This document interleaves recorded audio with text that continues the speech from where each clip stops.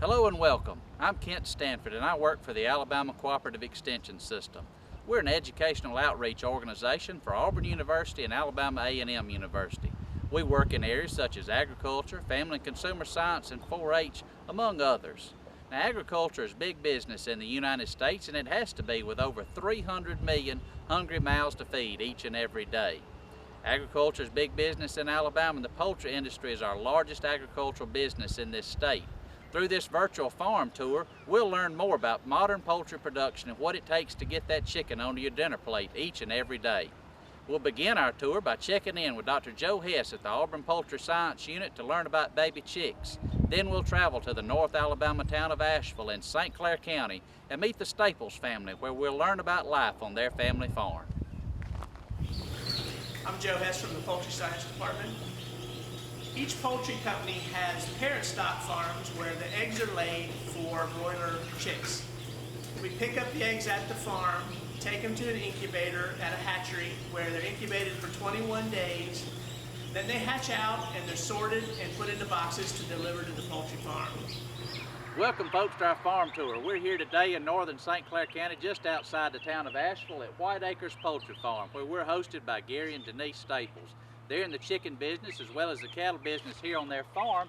You can see some of those in the background here over my shoulder. Gary and Denise are part of the Middle Coosa Watershed Project. That's a local initiative that works with farmers to help protect water quality, and many of the practices that they do here today are done specifically to ensure water quality is first and foremost the thing that they focus on. We're going to head on up to the chicken houses now, folks, and get ready for the arrival of birds shortly.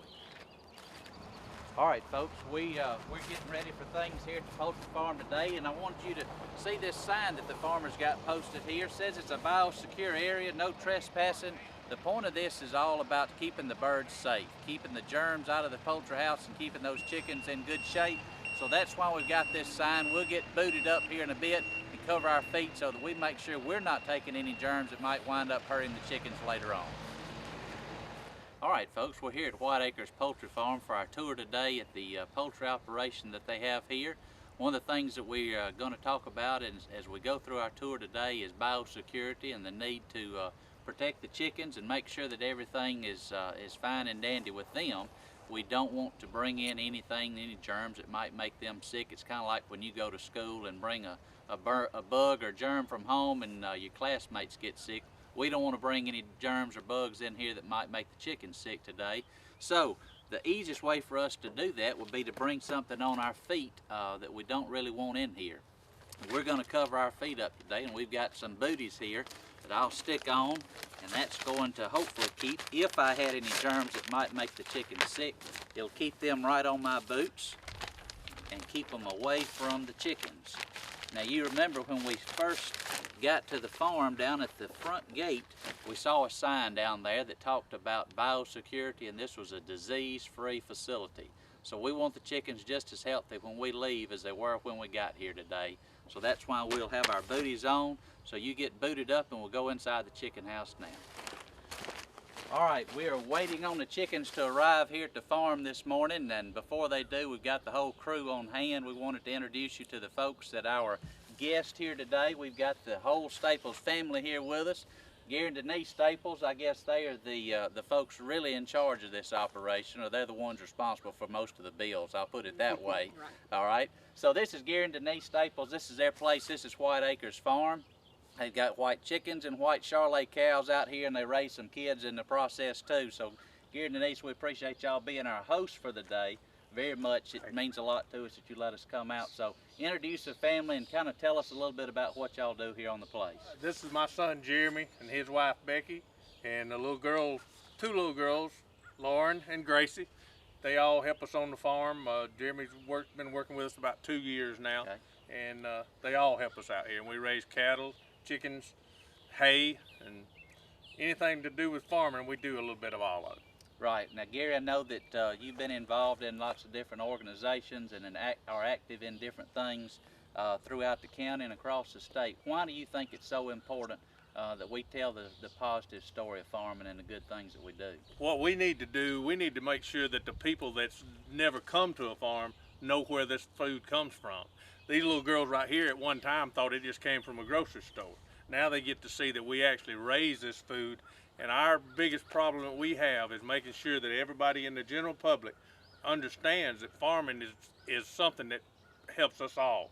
Without the farming, there wouldn't be anything in those grocery stores. That's right.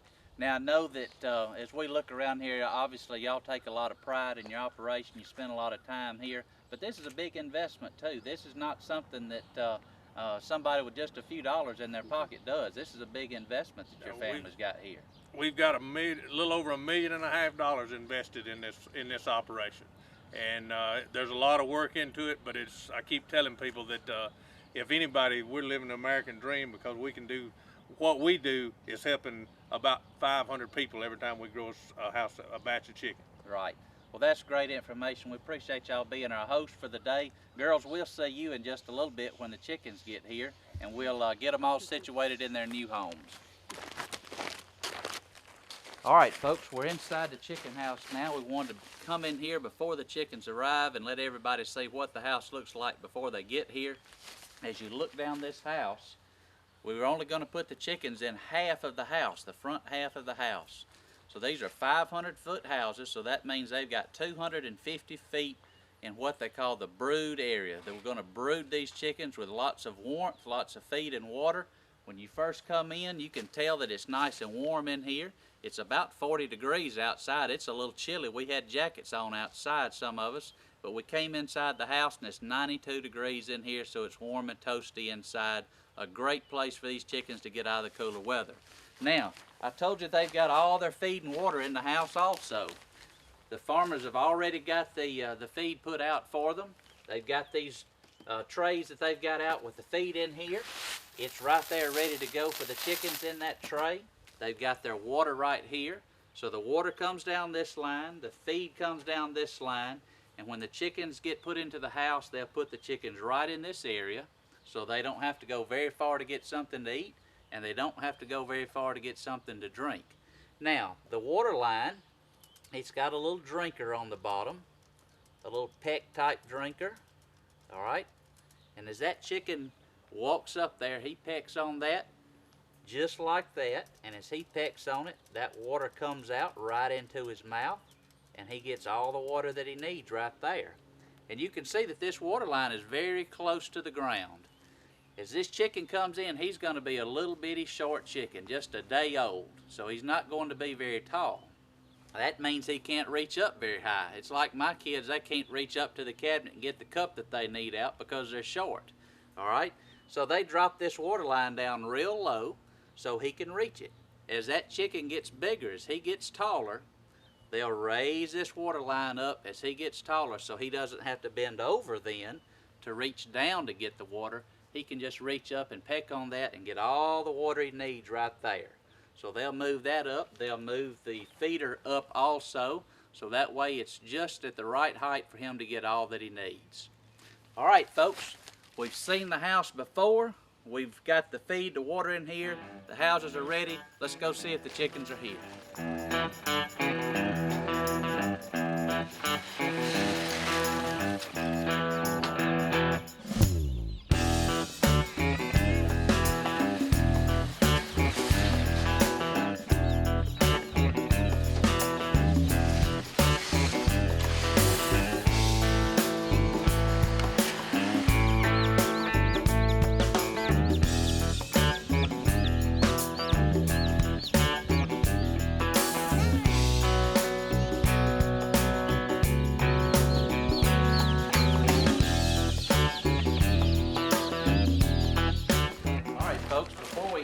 In the chicken house, we want to take a quick stop here at the feed bins and talk about the feed that comes into this place. We've already seen the chicken house ready for the birds to arrive. This is where the feed comes from. You can see these bins are big, tall bins. There's a lot of feed in here. There's 18 tons of feed in each one of these bins. So if we thought about that in terms of you and I, if a loaf of bread weighs a pound, there's over 18 tons of bread right here in these feed bins. It's going to go to feed these chickens inside the houses, and they'll fill these feed bins up as often as they need to so that the chickens have plenty of feed throughout the grow out. Now there are 8 chicken houses here altogether, and those chickens during the time frame that they are here, they'll eat over 3 million pounds of feed during the time that they are here on this place. In 60 days, they'll eat over 3 million pounds of feed. That's a lot of feed, folks, but that's what they need, and we'll give them all that they want. Let's take a look inside the control room now. All right, we're inside the control room here of one of the poultry houses on this operation. I wanted you to see that this all run by computer. These are very automated chicken houses. These computers can run the food, the ventilation, the water. They can take care of everything. They run the heaters. Those houses we talked about being 92 degrees inside, they will actually cool the temperature off as these birds get older, so at the end of the grow out they'll be down to about 60 degrees, and it's all run by this computer. Mr. Gary is able to sit at his house at his own personal computer and change the settings in the house if he needs to, and he knows exactly how much feed and how much water these birds are eating and drinking each and every day. Now these chickens that are in this house, while they're here, they'll drink between 3 and 4 gallons of water per bird over that grow out time.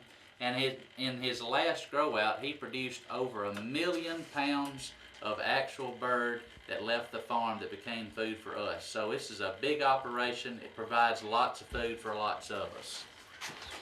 All right, we're inside the house here, and they've got almost all of the birds already put in place here in the house. We talked about the feed and water earlier, but Lauren and Gracie are here with just a few of the chickens that haven't been put out just yet.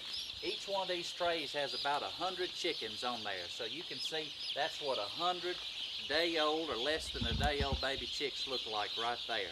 So girls, I'll tell you what, let's get them close to some feed and water and let them go out with all their brothers and sisters that we've got here in the house, okay?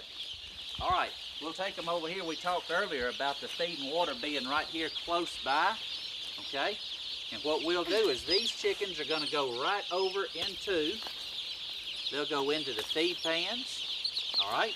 And so, Gracie, if you wanna take some of these out, we'll take these out and put them right here into the feed pans. They're right here close to the water, all right? And you can see they don't have to go very far to get all they need to eat and all that they need to drink.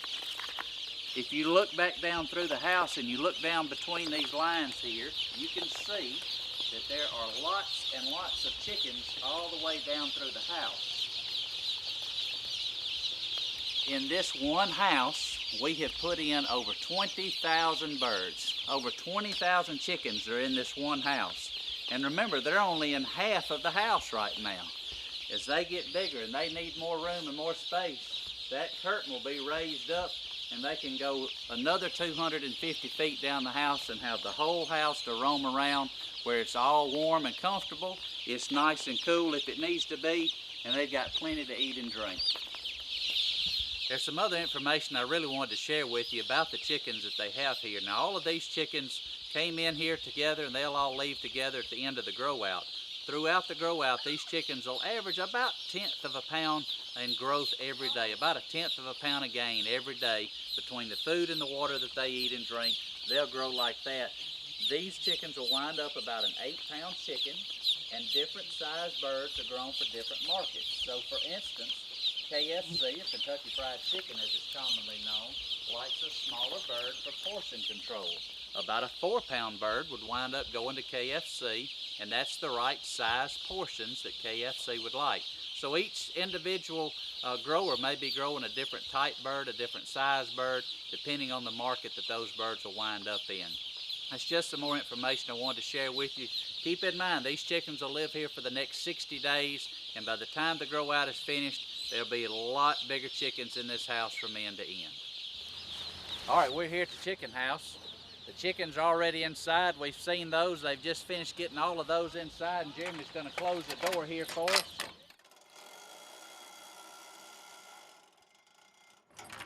These doors seal that house up tight so nothing can get in there and harm those chickens. They're safe and sound inside where it's nice and warm. They've got plenty to eat and drink, and they're ready to start eating and growing.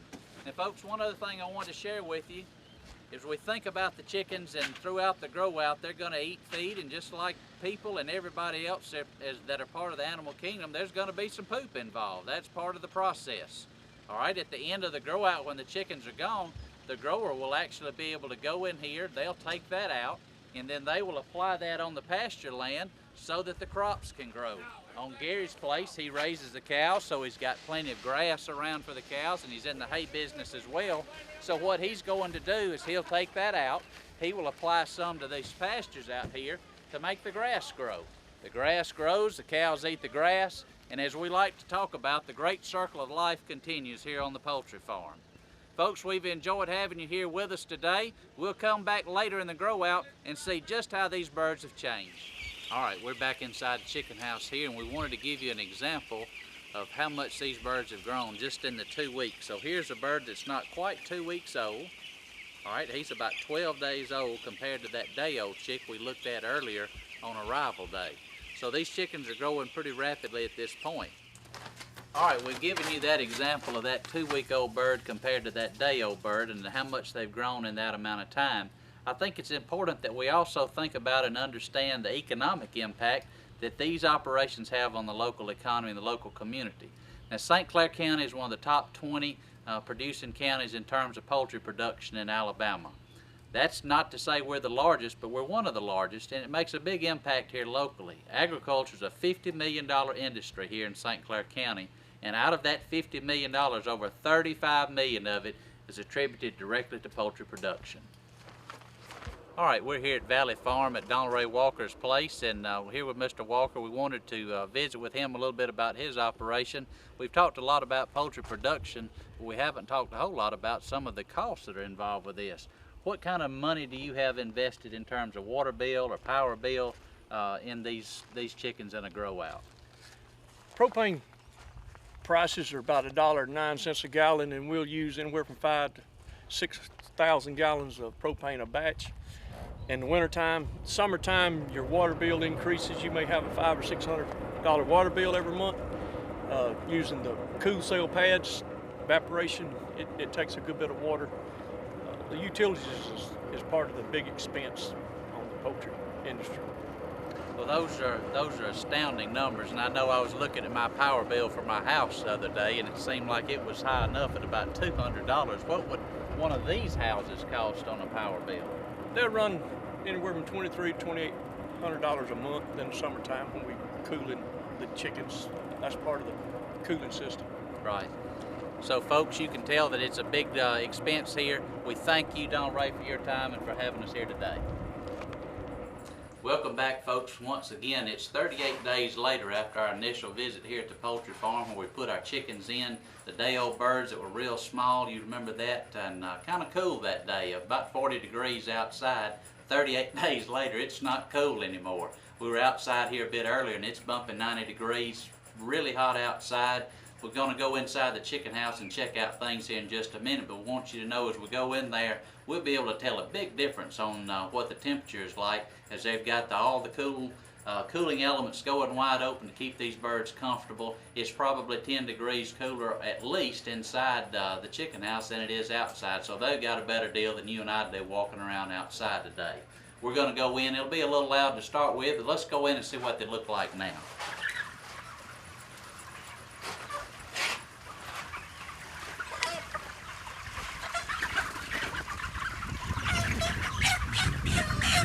Folks, you can see that last time we were here, we had those day-old chicks, the little bitty 24-hour-old chicks that were not very big. 38, 39 days later, guess what? We've got a chicken that's about 4 pounds already. They've grown about 1/10 of a pound a day over the last 38, 39 days that they're here. Some of them a little faster than that, so on average, there's about a 4-pound bird that we've got here in the house. As you look down through the house, you can tell that suddenly we've got a lot more space being taken up by these chickens. Remember when we put these chickens in initially, there were over 20,000 birds that we put in each one of these houses. About 20,600 birds that we put in here. The little bitty chickens took up the area right here around the feed lines as we dumped them out, got them started on their journey. Now as we look down through the house, they've got the full run of the house from end to end. They've got 500 feet of house here that they are able to move around in. They've still got the feed and water just like they had before.